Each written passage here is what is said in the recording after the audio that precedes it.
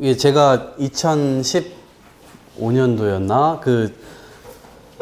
원래는 신촌 공화국을 만들자라고 하는 걸 가지고 저희가 신촌 전체를 국가의 섹터로 하고, 그래서 뭐 이렇게 여러분들이 아실지 모르는 축제 전문가 한기루 씨하고 저하고 윤범기 씨하고 셋이서 모여가지고 작당을 해요.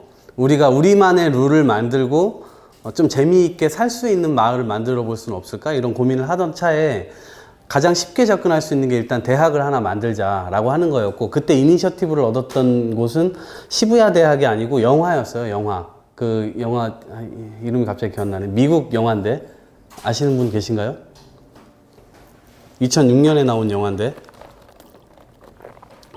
갑자기 기억이 안 나네요. 하여튼 그 관련된 영화인데, 그 영화에서 주인공이 대학에 다 낙방하고 부모님들을 속이기 위해서 이제 합격 통지서 그 기억나죠? 뭐죠? 네. 네. 그래서 결국에는 말도 안 되는 뻥이 시작돼 갖고 결국 그래요. 억셉티드. 액셉트 맞나요? 맞죠. 네. 그 영화였어요. 그래서 저는 그걸 가지고 그때 칼럼을 썼었고, 여러 사람이 이제 칼럼을 시작하면서 이제 그 평생교육 모델이라고 하는 부분을 한번 우리가 생각을 해보자라고 해서 우리가 누구나 가르치고 배울 수 있는 대학을 만들자라고 했고, 이걸 만든 다음에 시부야 대학의 존재를 그 이후에 알게 됐어요. 그래갖고 내가 여기를 반드시 한번 가보리라 생각해서 생각을 하고 있다가 2년 만에 이제 거기를 가게 된 거죠. 그래서 거기 가서 제가 이것만 보기 위해서 갔던 건 아닌데, 이제 외교 활동도 하고 여기도 분명히 가야지라고 생각해서 여기랑도 연락을 하고 해서 총장님을 이제 직접 이제 만나고 왔죠. 그리고 이제 그 시부야 대학에 대해서 좀 듣고 왔는데, 제가 생각했던 것과는 이제 조금 좀 다른 측면도 있는데, 그 부분은 오늘 좀 설명을 좀 드리고, 아마 상상력 차원에서 이거를 응용해서 또 다른 대학을 만들 수도 있고 여러 가지로 이제 해볼 수 있을 것 같아요. 그리고 지금 현재 한국은 이런 평생교육 모델이라고 할까? 이게 대안교육이라고 할까? 이런 게 예를 들면 방식이 이제 여러 가지가 있어요. 그러니까 신촌대학은 어떤 방식이냐면 학과장을 먼저 모집을 해요. 선생님을 먼저 모집을 하는 거죠. 그리고 그 선생님의 이 주종목을 가지고 학생들을 찾아 나서는 거예요. 반대의 경우도 있죠. 학생을 먼저 모집하는 경우도 있죠. 열정대학 같은 경우는 학생을 먼저 모집합니다. 선생님이 존재하지 않아요. 그리고 난 다음에 선생님을 모셔요. 학생들이 뭘 원하는지에 따라서 그 이후에 선생님을 모시는 그 모델도 있는 거죠. 여기는 혼합형이에요, 사실은. 네, 혼합형. 그래서 가르치고 싶은 사람도 신청해서 가르칠 수 있고, 학생들도 그거에 따라서 모여가지고 자원봉사자로 활동을 하면서 수업을 만들기도 하고, 이제 그런 혼합형 모델이죠. 그래서 이게 지금 2006년도에 만들어졌으니까 11년 정도 됐네요. 작년이 10주년이었으니까요.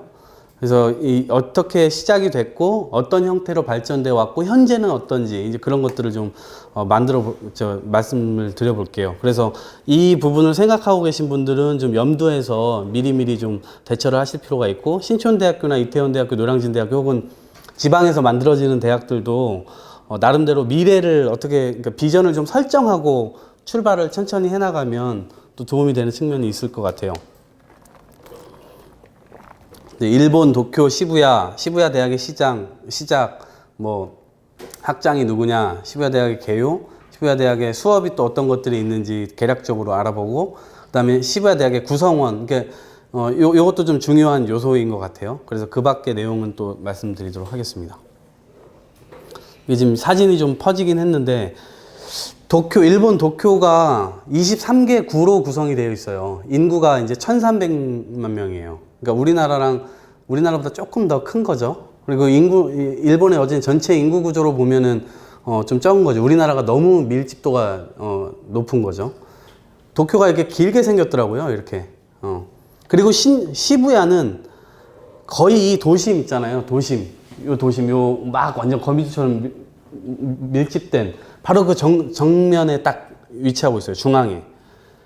그래서 시부야의 그 23개 구 중 하나고, 여기는 22만 명 정도.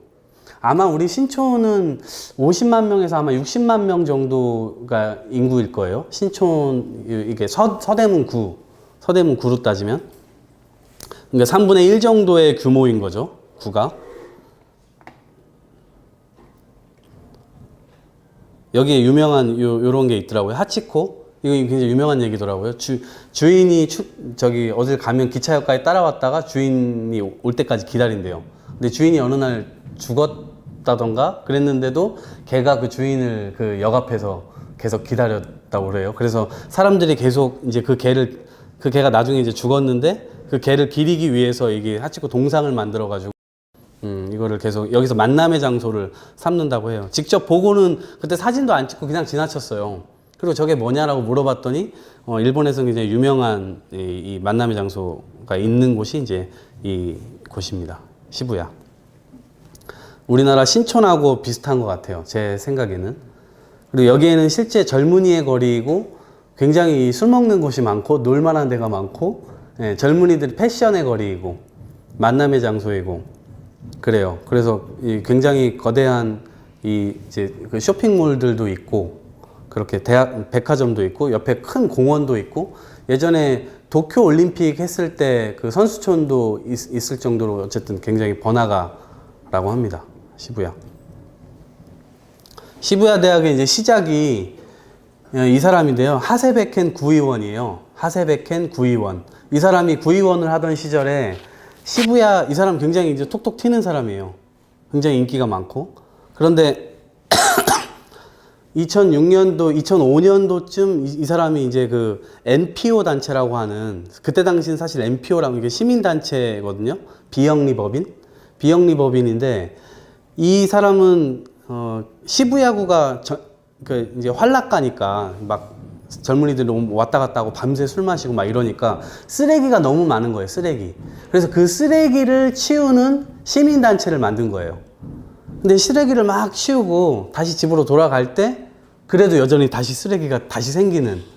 그래서 이 부분이 자기가 너무 고민이어가지고 이거를 어떻게 하면 해결할 수 있을까 이런 생각을 하다가 이거 해결 불가능하구나. 이 사람들을 다 없애든가 아니면 쓰레기를 아예 못 버리게 만드는 뭔가가 필요한데 이거를 못 한다고 생각했던 거예요. 그래서 어쨌든 그 시민단체를 하다가 이거를 좀 더 사람들의 문화와 이 인식을 좀 더 개선하기 위해서는 시부야 대학이 필요하겠다라는 생각에 이 사람이 현직 구의원일 때 그걸 만들기를 시도를 해요. 관을 통해서. 구의원이니까. 근데 그때 실패했어요. 관이 나서서 하려고 하다 보니까 학생 모집도 잘 안 되고 진행 자체가 안 되는 거예요. 네, 왜냐면 이 자발성이라고 하는 게 누군가가 의지를 가지고 이걸 막 톡톡 튀게 만들어 가야 되는데 그 부분을 못 짚어냈던 거죠. 근데 근데 이 사람에 대해 소개를 좀 더 하자면 이 사람은 정확하게 10년 뒤에 9년 뒤에 시부야구의 구청장이 됩니다. 네. 이 사람 43살인가 44살에 당선이 돼요. 굉장히 젊은 구청장이고 지금은 이제 45인가 됐을 거예요. 2015년에 당선됐으니까 굉장히 진보적이고 그리고 이 사람이 인기가 시부야구에서 굉장히 높아요. 그래서 실제 어떤 얘기까지 이제 제가 만나본 사람들이 하냐면 이 사람이 앞으로 40년은 더 집권할 걸? 이 정도까지 얘기를 하더라고요. 엄청나게 인기가 있는 구청장이더라고요. 이 사람이 그 쓰레기 치우는 그린버드라고 하는 NPO 단체를 운영했었고요. 그때 당시 자라나고 있는 청년이 있었어요. 이제 시부야 대학을 실질적으로 이제 그걸 받아서 성공시킨 인물인데 이 사람은 와세다 대학을 다니면서 끊임없이 자기가 뭘 해야 되지? 내가 진짜 행복한 건 뭐지? 내가 뭘 할 때 이 사회에서 같이 있지? 이 생각을 끊임없이 던진 거예요. 그리고 경영학과를 다녔는데 졸업을 하면서 뭘 어디를 할까 하다가 일단은 회사에 직장을 들어갔다는 거예요. 그리고 대기업에 입사를 한 거죠. 대기업에 입사를 했는데도 계속 질문을 던질 수밖에 없던 거예요. 내가 여기 있어야 되나? 계속. 그런데 문제는 거기서 이제 시작되는 거죠. 만약에 회사 동료에게 나의 이런 고민을 터놓고 이야기를 하면 회사 동료들이 오케이, 잘 됐다, 너 그만둬. 이렇게 얘기를 하는 분위기라는 거야. 그러니까 그런 사람들이랑 이거를 논의할 수가 없었던 거지. 반대로 가족들에게 이야기하기가 어려웠던 거죠. 가족들은 당연히 걱정부터 하고 안 된다고 할 거니까. 그래서 그 누구도 그 마음을 터놓고 자기의 그 속마음에 대해서 이야기할 수 없었던 그 환경 때문에 고민을 굉장히 많이 하다가 친구들하고 이야기를 막 이렇게 하던 와중에 이런 생각을 가진 친구들이 있었다는 것을 알게 되고 그 친구들하고 마음을 터놓고 세네 명이서 이제 이 이야기를 시작하는 거예요. 그러던 차에 이 사람은 자기가 NPO 활동을 해볼까 뭘 해볼까 하다가 이 10년 전에 일본은 NPO라고 하는 게 이제 저변이 넓어지기 시작했던 사회 이제 그 영역이었어요. 그래서 95년도인가 일본 대지진 이후에 뭔가를 사회적으로 역할을 하자라고 하는 일본인들이 많이 생겨났고 그래서 그 사람들이 모임을 구성하게 됐고 그런 게 자연적으로 NPO나 NGO나 이제 이런 걸로 발달하기 시작한 거거든요.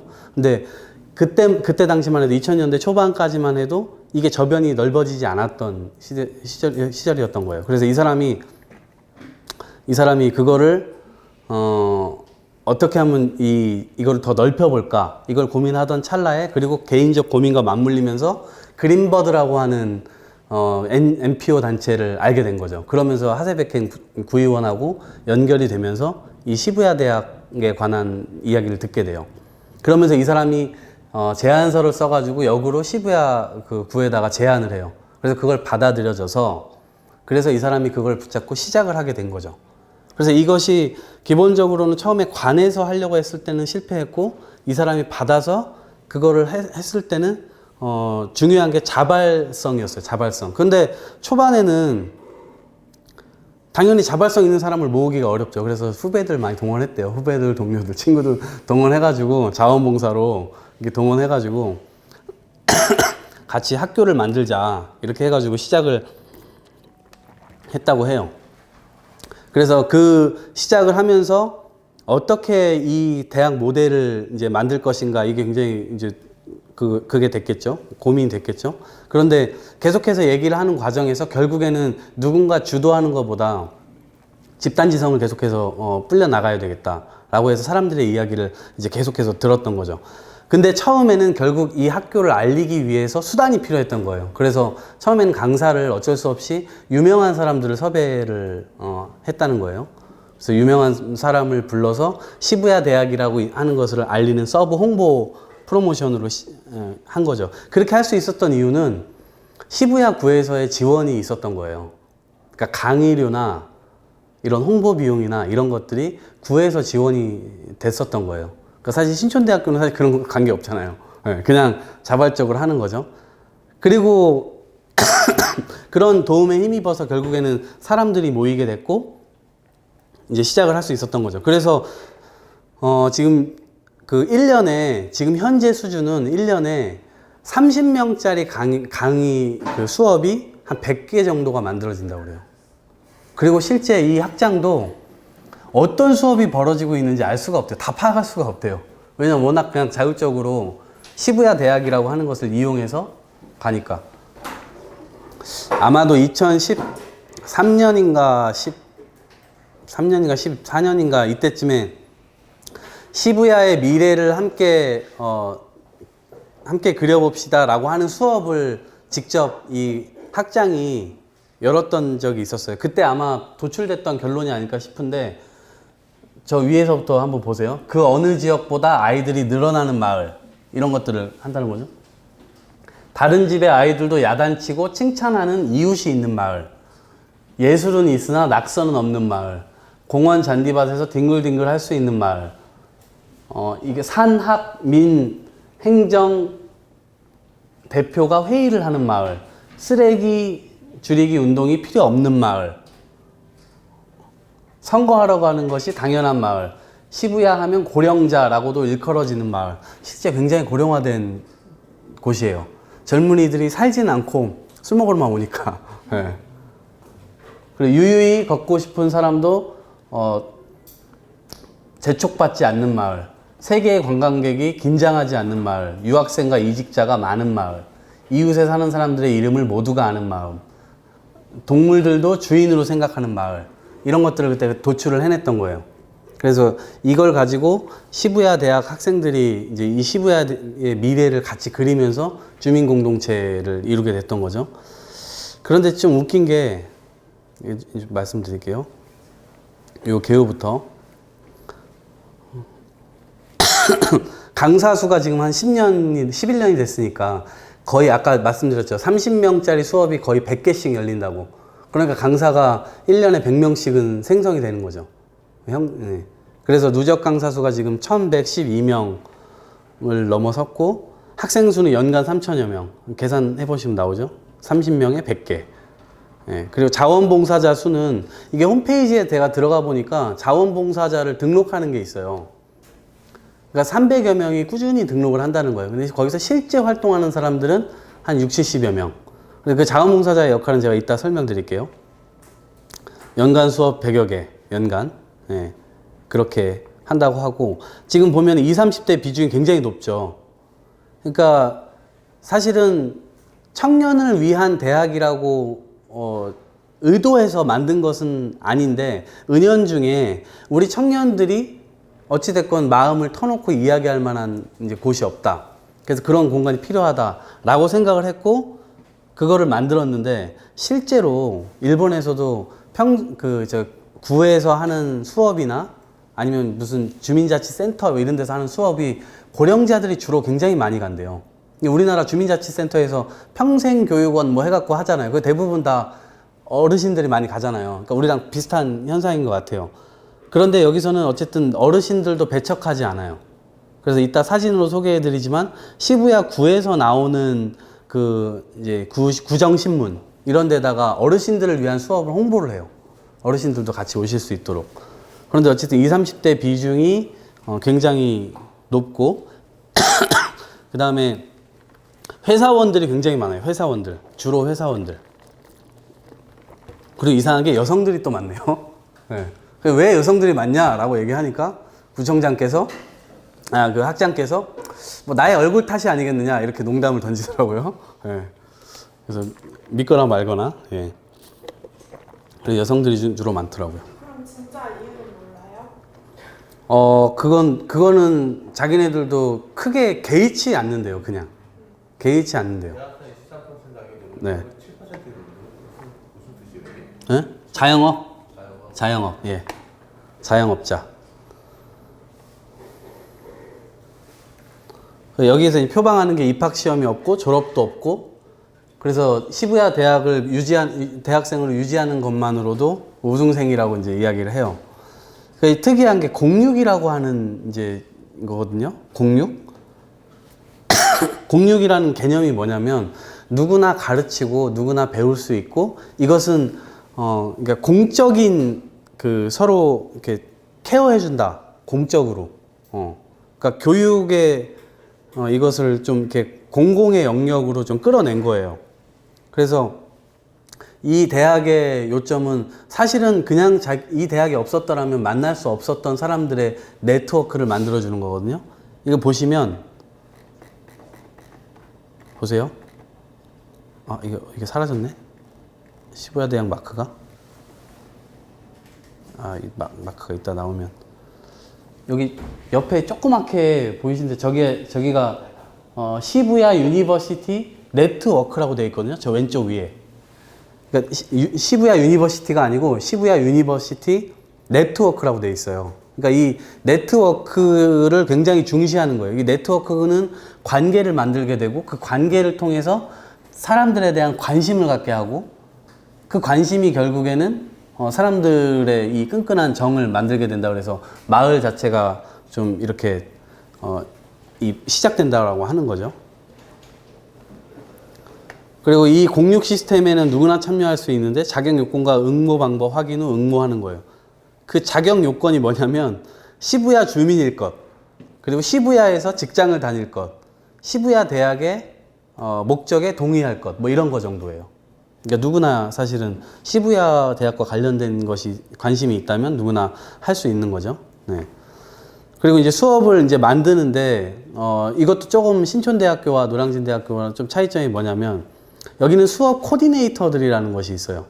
그래서 수업을 본인이 신청을, 만약에 내가 강사가 되고 싶다라고 신청을 하게 되면 이 사람들이 1개월 동안 이제 온갖 이제 지원자들이 있을 거 아니에요. 그거를 이제 딱 늘어놓고 이제 어떤 수업을 어떻게 열까라고 조율을 해요. 그래서 이 사람은 이제 면담 일정을 잡고 수업 계획을 협의하는데 총 걸리는 시간이 3개월 걸려요. 굉장히 오래 걸리죠. 오랫동안. 그 정도로 수업의 완성도를 높이는 거예요. 그래서 실제 수업의 이 만족도라고 할까, 이게 80%, 90%가 된대요. 예, 수업을 들은 사람들이. 수업 코디네이터에 대해서 이따 따로 다시 또 설명을 드리도록 하겠습니다. 네. 여기에는 또, 그 시부야 대학은 크게 세 가지의 섹터로 나눠볼 수 있는데, 지역 밀착 마을을 배움터로 만든다라고 해서, 이런 강의를 마을 곳곳에다가 여는 거예요.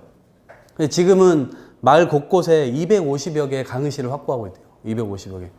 250여 개, 300여 개. 그러니까 거기는, 뭐 자영업 하시는 분이 자기 가게를 내놓는 경우도 있고, 예, 근데 그 와중에 자기 이제 가게의 영업을 홍보를 하기 위한 의도도 있고, 특히나 또 기업들도 굉장히 많이 저기를 해요.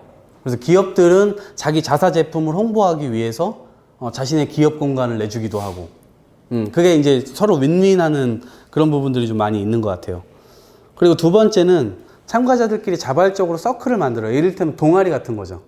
동아리. 여기 오른쪽에 보시면 먹방 모임, 댄스 모임, 그리고 이제 30, 40대 같은 경우는 학생으로 돌아가기 모임.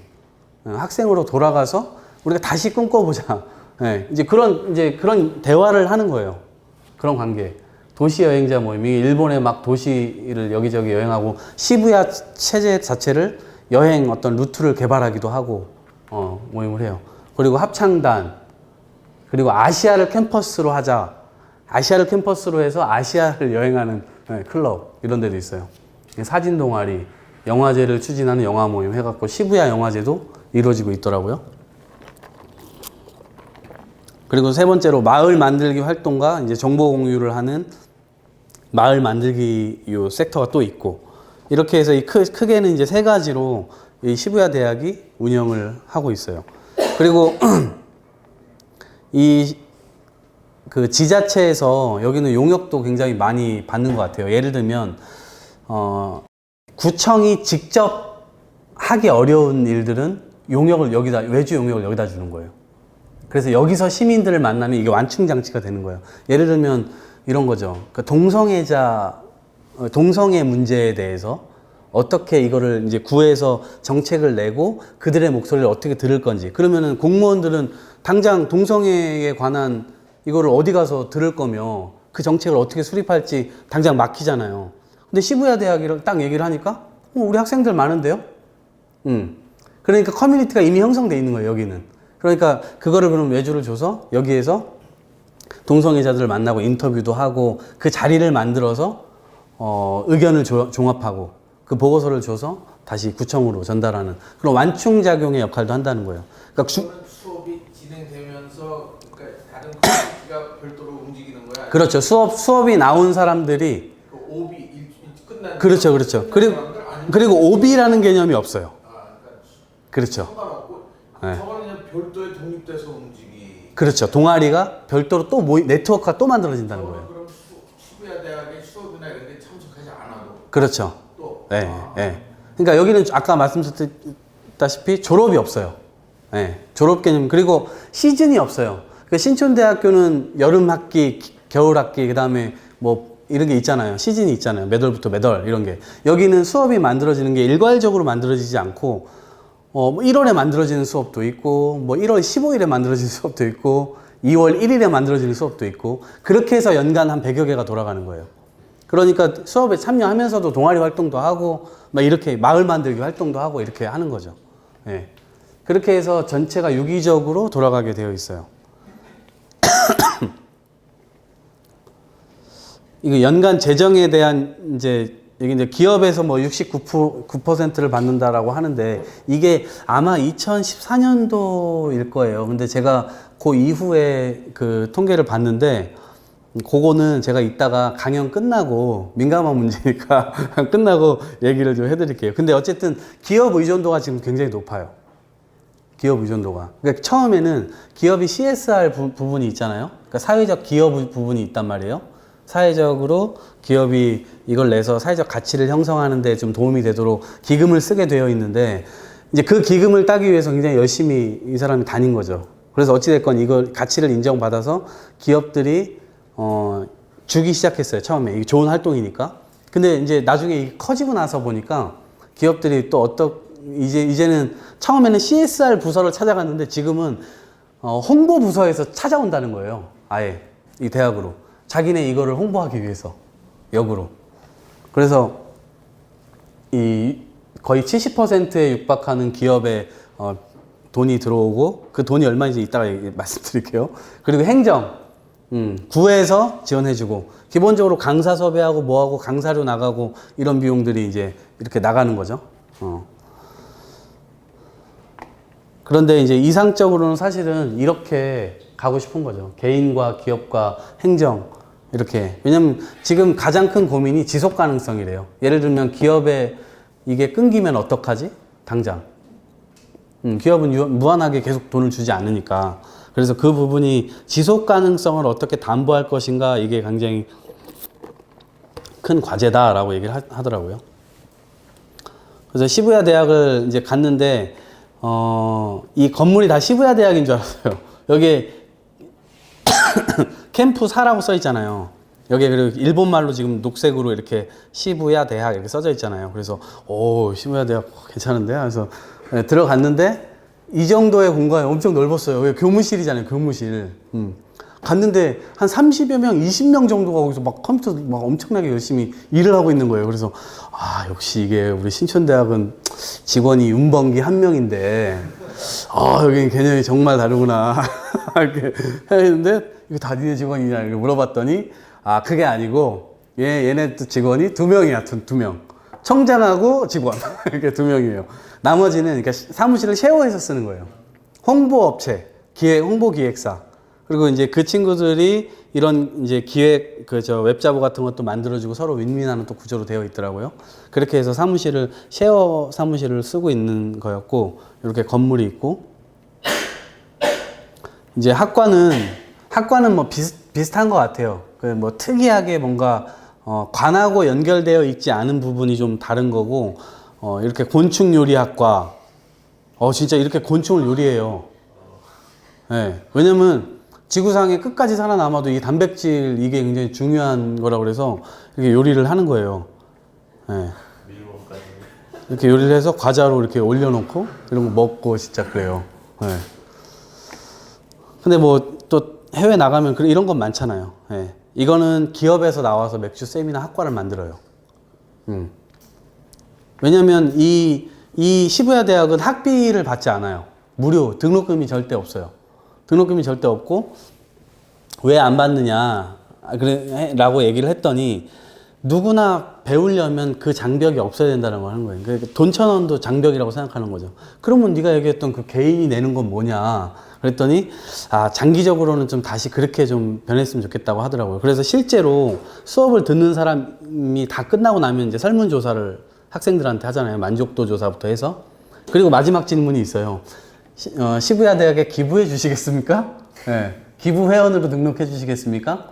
그러면은 그 중에 20-30% 정도는 500엔 정도를 낸다는 거예요. 한 수업을 듣고. 우리나라 돈으로 따지면 5,000원 정도? 수업 한 번을 듣고 5,000원 이렇게. 그래서 20-30% 정도는 또 그렇게 내고. 그게 모여서 아까 얘기했었던 거의 뭐 한 10% 정도? 개인 기부. 네. 그게 그 정도 비율이에요. 이런 식으로 이제 기업이 나와서 맥주, 이거 아사히 맥주인 것 같아요. 그래서 나와서 이 맥주를 시연하기도 하고, 이렇게 기모노만. 강사는 돈은 받아요? 강사는 아까 말씀드렸다시피 구청에서 돈이 나가요. 그러니까 부담이 전혀 없는 거예요. 네.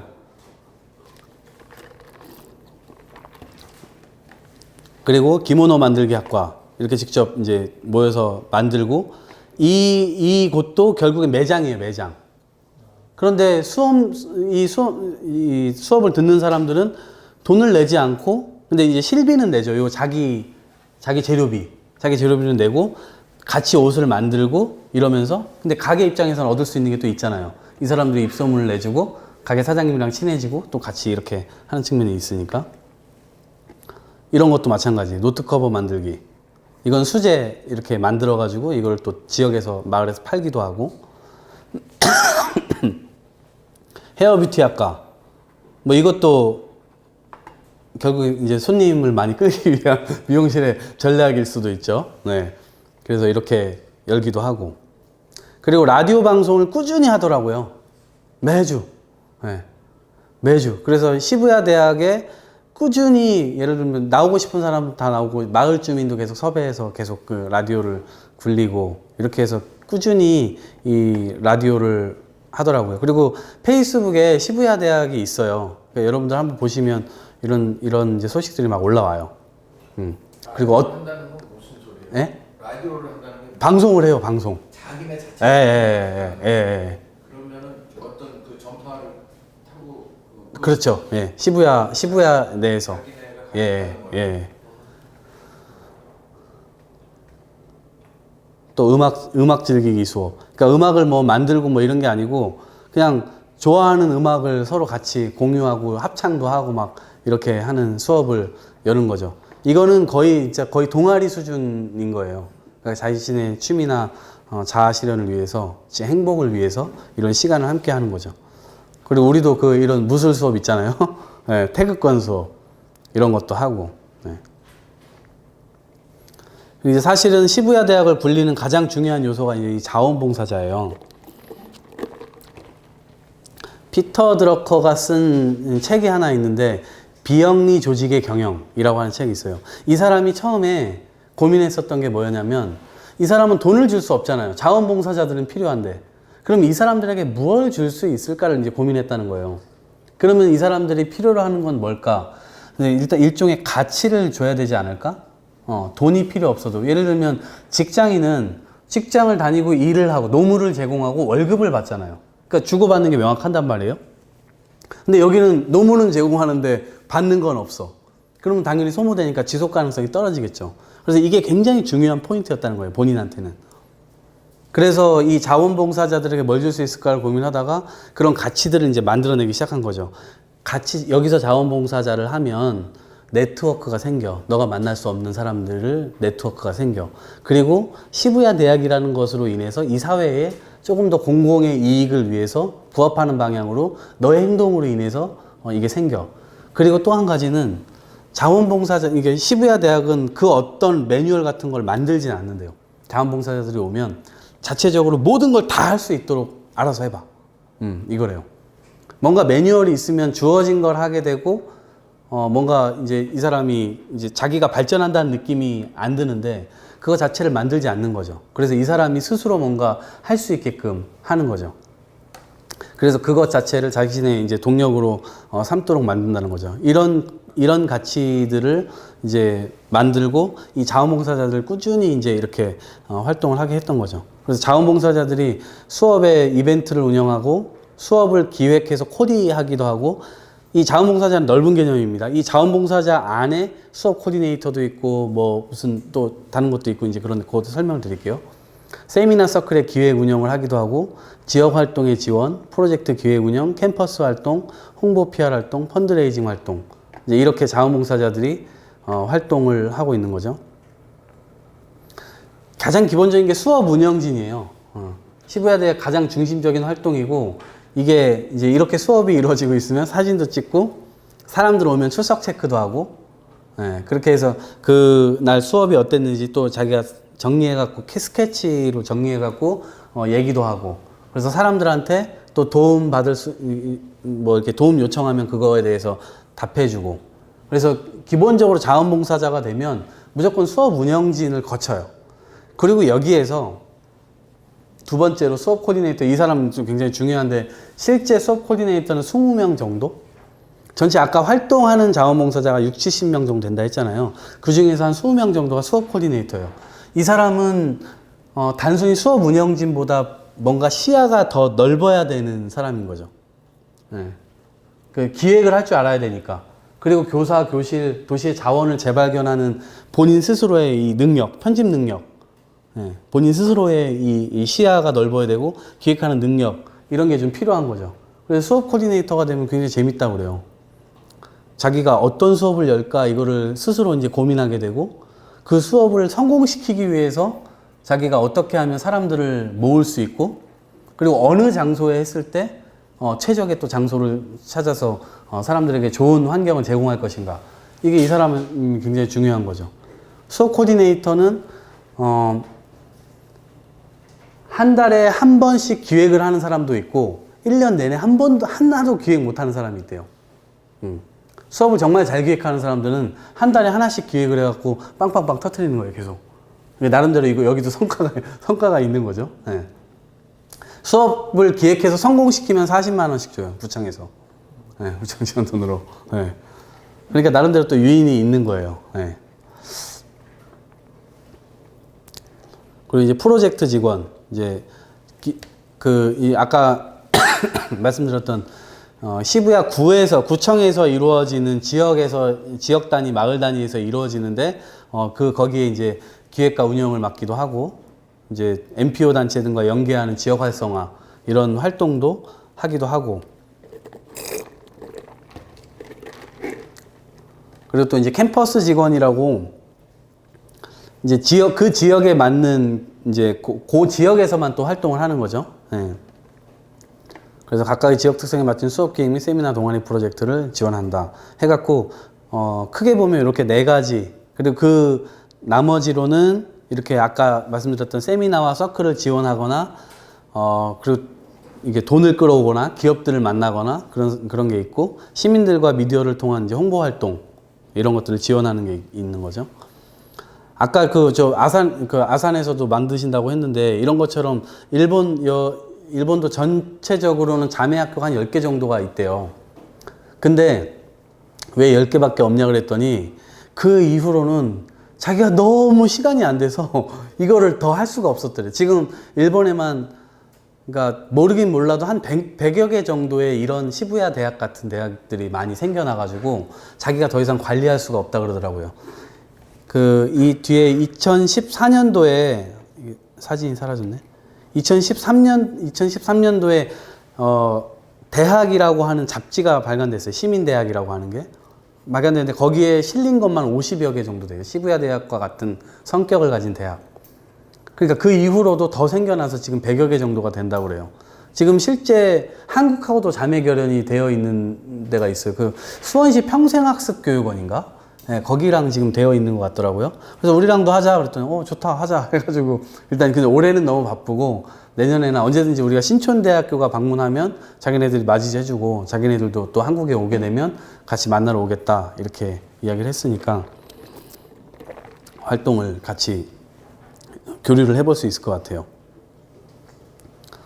그리고 이게 이제 시부야구에서 발간되는 이제 잡지인데, 여기에 이제 어르신들을 위한 이게 홍보 이 카테고리가 있어가지고 어르신들을 위한 수업은 이런 식으로 이제 홍보가 되고. 그래서 제가 이제 여기에서 이제 느꼈었던 것은 뭐냐면, 결국 그 사람의 상상력이고 그 사람의 실천력이고, 그걸 가지고 사람들을 어떻게 하면 더 이 가치에 공감하게 만들 것인가, 그렇게 해서 더 끌어내서 이 마을 자체를 좀 생동감 있게 만들 것인가. 아까 말씀드렸다시피 여기는 굉장히 고령화가 되어 있는 곳이고, 그래서 사실은 마을 사람들이 약간의 폐쇄성 이런 것들을 좀 갖고 있대요. 뭐 그럴 수도 있죠. 그래서 시부야 대학을 만들고 서로 만날 수 없는 사람들을 연결시키고 계속해서 관심을 갖게 하고 서로의 꿈에 대해서 물어봐주고 이러면서 마을 공동체를 잘 굴리고 있는데, 여기에서는 이 시부야 대학이 굉장히 큰 역할을 하고 있고, 또 구청장도 거기에 케미가 맞는 또 사람이니까 굉장히 좀 잘 돌아가고 있는 거죠. 근데 한 가지 또 문제의식은, 저와 같이 갔었던 이 한국에서 가서 유학을 하고 있는 사람인데 6년 정도 유학을 했고 지금 그 근처 대학에서 이제 강사도, 한국인인데 강사로 활동도 하고 대학 강사로도 활동을 하고 있는 사람인데, 그 사람이 여기 운영위원이었어요. 우연히 만났어요, 그 사람은. 근데 그렇게 만나가지고 그분이 이제 얘기를 해주시는 게, 사실은 시부야 구에 너무 많은 의존을 하고 있다. 그래서 만약에 그 구청장하고 너무나, 사실 정치인이니까 정치인과 이렇게 너무나 밀착된 관계가 된다면 구청장이 나중에 떨어지면 어떡할 거냐. 그럼 이거 시부야 대학 자체가 풍비박산 날 수도 있는 거 아니냐. 그래서 결국 그 자발성을 더 키워야 된다라고 하는데 아까 말씀드렸다시피 시부야 구청장이 떨어질 리가 없다. 그런 강력한 믿음을 갖고 있더라고요. 그래서 어쨌든 여기도 결국엔 지속 가능성에 대한 문제, 재원에 대한 문제, 이제 이런 부분들이 굉장히 큰 이제 고민거리를 가지고 있다고 볼 수 있습니다. 그래서 어쨌든 제가 가졌던 문제의식은 또 뭐였냐면 제가 그런 질문을 했어요.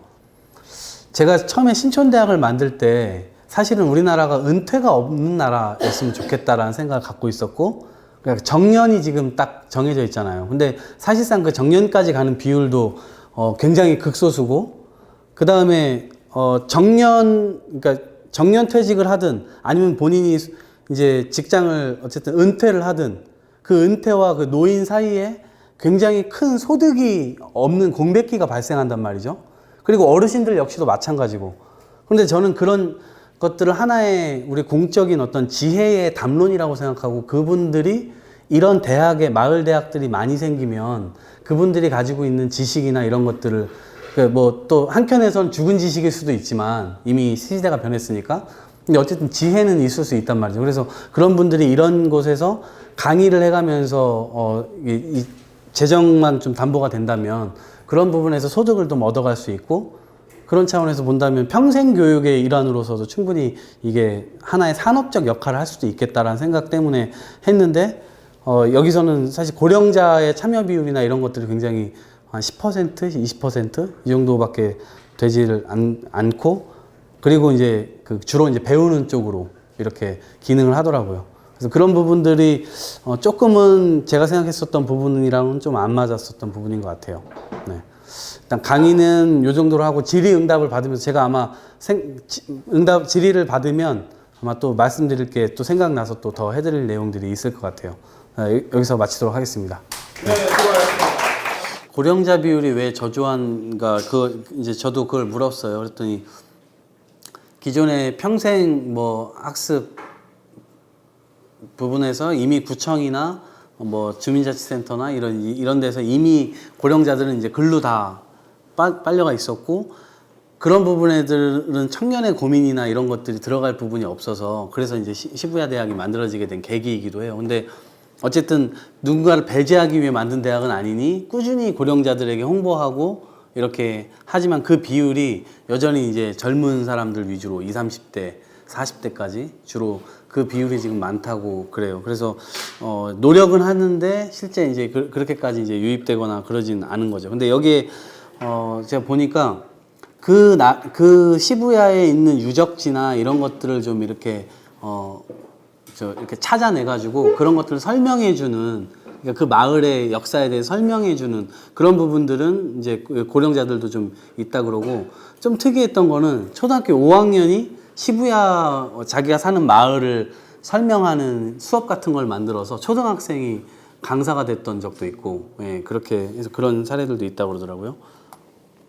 그리고 청년 실업난 문제가 제가 일본 그래서 직장인들하고도 얘기를 해봤어요. 올 때 마지막 날 오기 전날 직장인들 만나가지고 얘기를 했는데, 제가 궁금했던 건 아베 총리가 1억 총활약 사회를 만들겠다라고 하면서 지금 저출산 고령화 문제 때문에 굉장히 심각한 이제 앞으로의 위기가 올 수 있다 이러면서 비정규직을 제로화하겠다라고 하면서 이제 막 이제 이야기를 했어요. 근데 의외의 답변은 직장인들은 실제로 뭐 그리고 야근을 줄이겠다 뭐 이런 얘기들을 하니까, 근데 제가 그걸 물어보니까 큰 문제 의식을 못 느끼고 있더라고요, 직장인들이. 의외로 그거는 그냥 보여주기식 아닌가. 현실에서는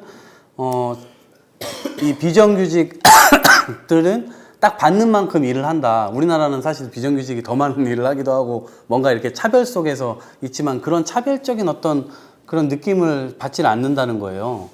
그리고 야근도 한국에 비하면 여기는 야근이 아니라는 거예요.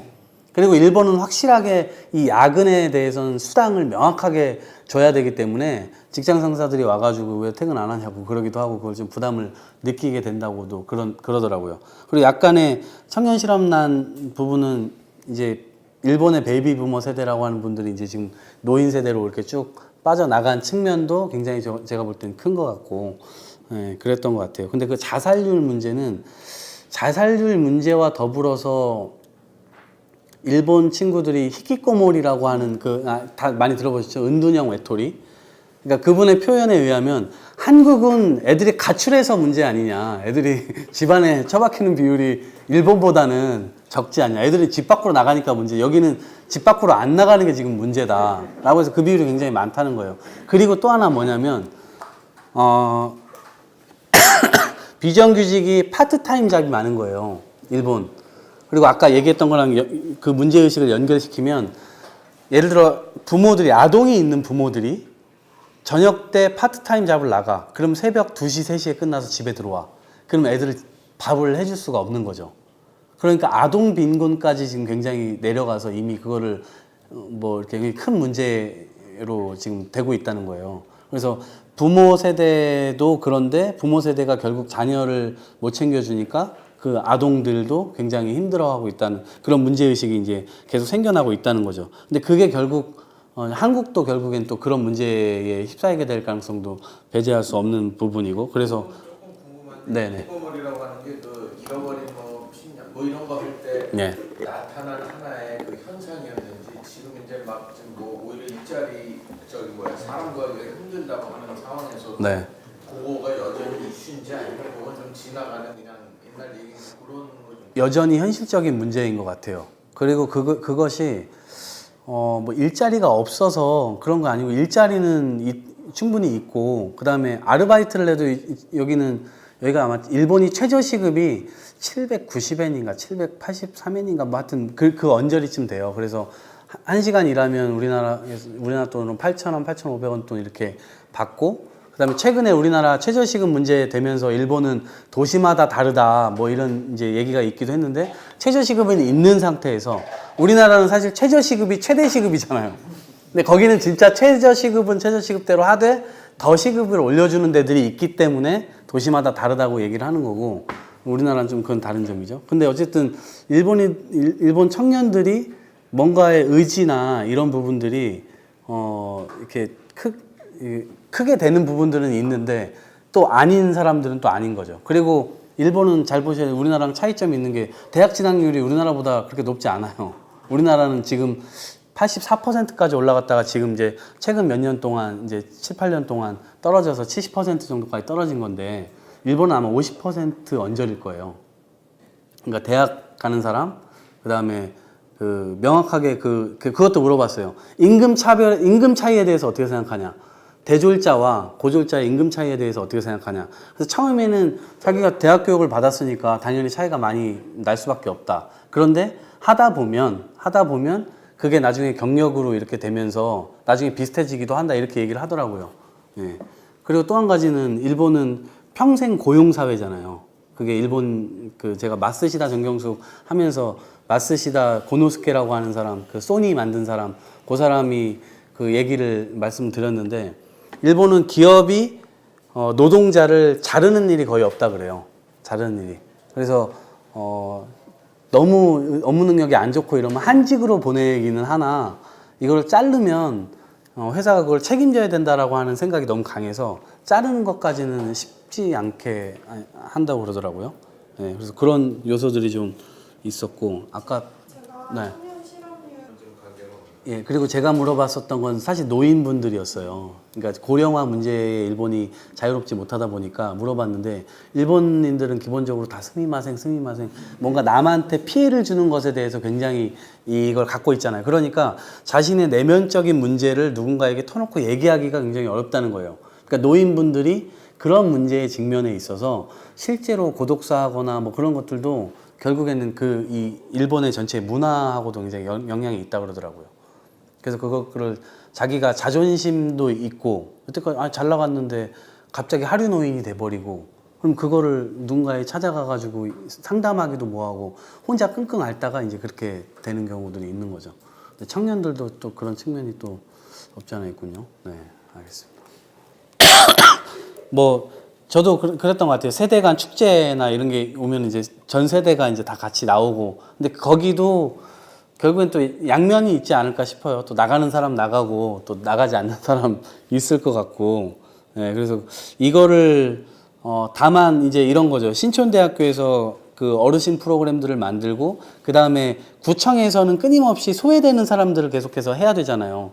그러니까 그 중간에 다리 역할을 할 수 있는 이 신촌대학교라고 하는 이제 완충 장치가 있어서 그런 사람들도 끌어내는 테이블 뭐 토론, 원탁 토론 이런 것도 하기도 하고 아예 축제를 대행해서 하기도 하고 그 과정에서 아까 말씀드렸던 자원봉사자들이 어떻게 하면 그런 사람들을 끌어낼 수 있을 것인가 기획회의를 하면서 사실 마을 목적에 맞는 그러니까 단순히 우리가 신촌에서 축제를 한다 그러면 사람이 많이 모였으면 좋겠다. 그리고 10,000명, 20,000명 이런 게 더 중요하잖아요. 근데 여기에서 주어지는 축제나 이런 거는 그 마을 사람들이 얼마나 오게끔 하느냐. 이게 목표가 달라지는 거죠. 그래서 그런 목표성을 갖고, 해서 그런 의미가 있을 것 같은데, 우리가 이제, 우리는 사실 신촌대학교를 하지만, 신촌을 주무대로 하지만, 신촌의 주민 참여에 관해서는 아마, 예, 거기에 대해서는 우리가 다 퀘션을 갖고 있을 거예요. 그리고 이제 시부야 대학도 아까 말씀드렸듯이, 시부야구에 사는 사람일 것, 시부야에서 직장을 다닐 것, 시부야 대학의 목적에 뭐 이렇게 뭐라 그럴까 동의하는 사람일 것 이러잖아요. 근데 우리는 첫 번째가 아직 이게 안 되는 거죠. 그래서 그런 문제가 좀 아직 여전히 이제 과제인 거죠. 신촌대학교가 실제로 저도 그렇고 형도 그렇고 여러분들도 그렇고 신촌에 살면서 우리가 이렇게 하면 좋을 텐데 다 신촌 사람이 아니잖아요. 네. 그런 측면에서 좀 과제인 것 같아요. 아까 직업교육에 도움이 되는가 이렇게 이해를 했는데 그게 의식인 것 같은데 여기가 깊게 들어가는 건 없는 것 같아요. 보편적으로 누구나 가르치고 누구나 배울 수 있는 대학이다 보니까 그래서 그 질문을 했더니 그런 거는 여기 아니어도 할 때 많다. 그리고 실제 이게 뭐 대학생의 스펙이나 뭐 이런 걸로도 용되냐 그거 자체를 이해를 못 하더라고요. 우리는 그런 게 필요 없다. 그리고 만약에 스펙을 쌓는다 그러면은 그런 건 여기 아니어도 할 때 많다. 여기는 관계를 만들어주고 네트워크를 만들어주고 이 사람들의 이 관계 복원 이런 것들을 굉장히 크게 그리고 그 아까 얘기했던 이 응어리진 마음 누군가와 하소연을 하고 마음을 나눌 수 없는 것 그거를 이 네트워크를 통해서 서로 해소한다는 이런 목표의식이 굉장히 큰 것 같더라고요. 처음에 만들 때도 그렇게 자기 본인이 그렇기도 했고 네, 그렇게 됐고 그 또 지속됐던 이제 힘이 10년 동안 이제 쭉 연달아 해 왔는데 결국 아까 얘기했던 비영리 조직의 경영 여기에서 스스로 사회적 가치를 만들기 위해 그리고 특히나 이 사교 확장은 어떻게 하면 공익적으로 내가 살아갈 수 있을까에 대한 부분을 질문을 던지고 내가 그렇게 살기로 결정한 사람이거든요. 그렇게 살 때 행복한 사람이 이 사람은. 그러니까 돈이 중요하거나 뭐 무슨 물질이 중요하거나 이제 무슨 위상이 중요하거나 이런 게 아니고 실제 본인이 그런 일을 할 때 행복감을 느끼는 사람이기 때문에 그런 사람들을 계속 가치를 앞세워서 모아내는 거죠. 그래서 그런 사람들이 뭉쳐 있으니까 결국 자원봉사자 제도가 300여 명이 매년 등록을 하고 그 중에 60, 70명은 아주 강성으로 활동을 하고 그 중에 더 이제 선발되는 사람들은 코디네이터로 또 활동을 해서 더 자발적으로 자신만의 작품을 만들고 그걸 성공시켜서 그거를 자신의 어떤 이 자아 존중감 이런 거를 느끼는 기폭제로 삼는 거죠. 그래서 아마 그런 지속됐던 힘이 결국에는 계속해서 자원봉사자들에게 뭔가를 강요하거나 시키거나 하지 않고 끊임없이 내버려두고 이 뭔가 끊임없이 비전을 설정해주고 그런 부분이었던 것 같아요. 그리고 기업 홍보 강연 비율은 제가 정확하게 잘 모르겠어요. 그거는 제가 물어보지 않았고, 근데 어쨌든 수업 제가 이 책자를 보면서 이런 수업도 굉장히 많이 있구나라고 하는 측면 그리고 이제 CSR 부분에서 이제 이벤트 홍보 쪽으로 이제 기업들이 움직이기 시작해서 먼저 이제 돈을 제시하기도 하고 실제 자영업 부분도 윈윈이니까 예를 들어 미풀 사장이면 여기를 띄우고 싶다. 그러면 시부야 대학의 강의장으로 내놓는 거죠. 우리가 저렴하게 줄 테니까. 그럼 어쨌든 그 비용은 대학에서 나오니까 그렇게 해가지고 가는 것 같아요. 그리고 대중 확산 이거는 코디네이터들의 역할인 것 같아요. 제가 볼 때. 그리고 일정 부분 쳐주는 역할은 구에서 홍보를 같이 해주고 있고 그것이 이제 입소문이 나면서 됐는데 결국에는 코디네이터들의 역할이 굉장히 중요한 것 같아요. 코디네이터가 처음에 수업을 기획할 때 그 코디네이터의 기획 수업만 이루어지는 것이 아니고 누구든지 신청할 수 있다 했잖아요. 누구든지 신청을 하고 그거를 심사라기보다 어쨌든 이게 어떻게 하면 그 되는 모양새로 만들 것인가를 끊임없이 고민하는 코디네이터들이 있는 거죠. 그래서 그 수업이 만약에 이렇게 열었을 때 5명 오거나 6명 오게는 하지 않는 거예요. 정원 30명으로 무조건 만드는 거예요. 그래서 그 관련된 학생들조차도 찾아 나서서 어떻게 하면 오게 할 수 있을까? 이 강의의 메리트를 높일 수 있을까? 이걸 고민해서 그 강의의 만족도가 아까 얘기했다시피 80~90%에 달하는 사람들이 굉장히 좋게 평가를 계속해서 하고 있고 그래서 그게 계속 연달아 이어지니까 되고 있는 것 같아요. 일본인도 마찬가지고 우리도 마찬가지지만 이게 인간의 본성 같아요. 그러니까 칭찬하고 관심 가져주고 이러면 호감을 느낄 수밖에 없잖아요. 예. 이제 그런 부분들을 계속해서 이 네트워크를 통해서 계속해서 말을 건네주는 거죠. 예. 그러니까 그걸 가지고 사람들이 되찾게 되기도 하고 아까 얘기했듯이 직장인 비율이 굉장히 높아요. 직장인들이 많이 외로운가 봐요. 예. 그래서 여기 와서 그런 이제 위안을 찾기도 하고 그렇게 하는 것 같습니다. 인사말 하시죠. 예. 저는 제가 일본에 가서 느꼈었던 게 우리나라는 섬나라잖아요. 일본도 섬나라고. 그런데 우리나라 지금 사드 전국 벌어지고 여러 가지로 이제 있는데 제가 일본에 가서 영사님도 뵙고 이제 여러 명 인터뷰도 하고 그다음에 일본 정치인들하고 교류도 하면서 느꼈었던 게 우리나라가 5천만 명이라고 하는 사람이 이 한반도에 살고 있고 사실상 위에가 막혀 있기 때문에 섬나라고 그러면 주변국들과의 관계가 너무나 중요한 나라고 전 세계적으로 우리가 굉장히 그런 교역이나 교류 그다음에 관계 이런 것들이 굉장히 중요한 나라인데 외교에 관한 부분은 우리나라에서 실제로 중요하게 생각되어지고 있지 않다라는 느낌 굉장히 많이 받았어요. 그러니까 외교관을 길러내는 학교도 존재하지 않고 그리고 사실 어떻게 보면 미국에 기댄 외교 그러니까 국방도 지금 기댄 국방을 하고 있고 외교도 기대고 있고 그러다 보니까 미국이 싫어하는 나라와는 또 가서 교류하지 못하고 그러니까 이게 우리나라의 운명처럼 이제 있다는 것을 청년 정치인으로서 그런 걸 많이 느꼈어요. 그래서 이 운명을 우리가 타개할 수 있는 방법이 뭘까? 그런데 우리나라 현실을 제가 보자니까 저출산 고령화 문제가 굉장히 심각한 쓰나미로 지금 다가오고 있고 거기에 청년들은 신음하고 있고 뭐 잘 나가는 청년들이야 있겠죠. 근데 우리가 항상 문제점을 볼 때는 우리가 문제를 어떻게 해결할 것인가 이거잖아요. 그런 상황에서 그러면은 부모 세대는 행복한가? 청소년기들은 행복한가? 모든 게 다 뒤틀려져 있는 나라인 거잖아요. 지금 현재. 그러니까 이 상황에서 우리가 과연 지금처럼 성공이라고 하는 잣대와 행복이라고 하는 잣대를 지금처럼 설정해 놓고 돈 많이 벌고 좋은 기업 들어가거나 아주 좋은 차 타면 성공한 것인가? 그러면 행복할까라고 할 때 이것에 대한 질문을 다시 던져야 된다. 지금 시점에서 대한민국이.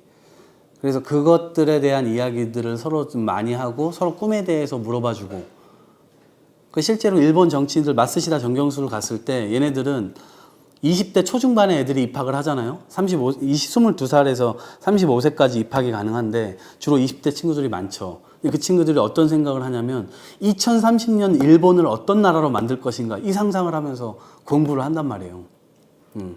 과연 우리나라는 어떨까?